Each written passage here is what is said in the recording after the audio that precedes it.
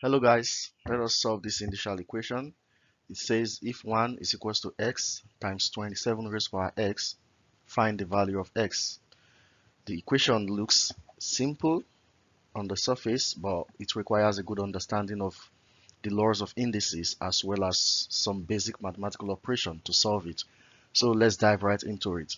The first thing we want to do is to divide both sides by x so that we can take away x from the right hand side of the equation, and so we have that 1 over x is equals to 27 raised to power x, because the x we're using to divide the right hand side, we cancel this x and we'll be left with 27 raised to power x.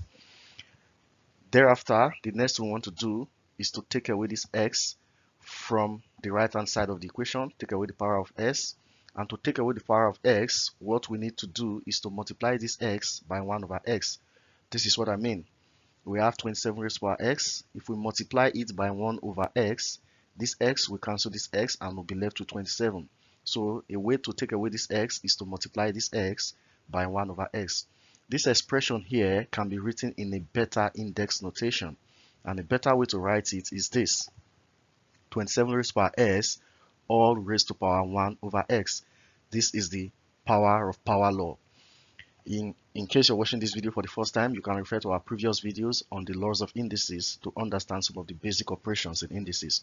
So now we've successfully transformed this equation, this expression into this, and it will reduce this expression to just 27. So we can replace the right hand side of this equation with this expression now being 27 raised to power x raised to power 1 all over x. So I'll just take out this and we have this.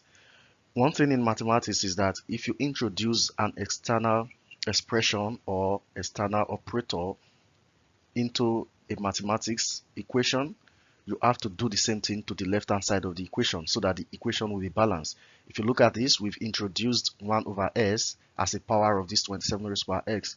We must equally introduce this 1 over s as a power of the left hand side to make the equation balanced.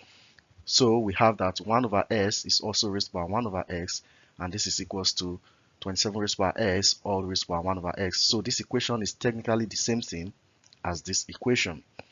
Now that we have this, like we said before, this x, we cancel this x, so the equation reduces to 1 over x raised to power 1 over x equals to 27, because we're trying to reduce the right hand side to 27. After this, the next step is that we try to write 27 in index form. So we can write 27 as 3 times 3 times 3, so that 27 becomes 3 raised to power 3 in base 3. So 1 over x raised to power 1 over s is equals to 3 raised to power 3. 3 raised to power 3 is the same thing as 27, so nothing has changed.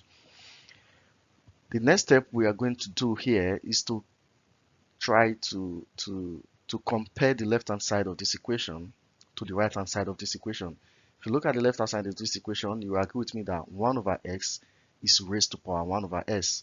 On the right hand side, we have 3 is raised to power 3. So if we, by comparison, we can say that 1 over s is equal to 3, and this 1 over s is equals to this power 3.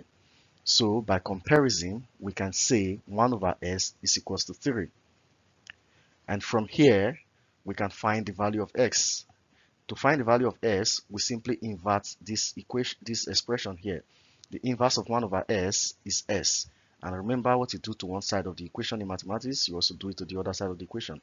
So if we invert the 1 over x, we are equally going to invert 3 to give us 1 over 3.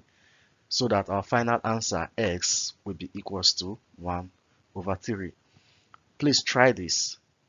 2 raised to power s is equals to 32. Find the value of s. Put your answer in the comment section. Thank you very much for watching.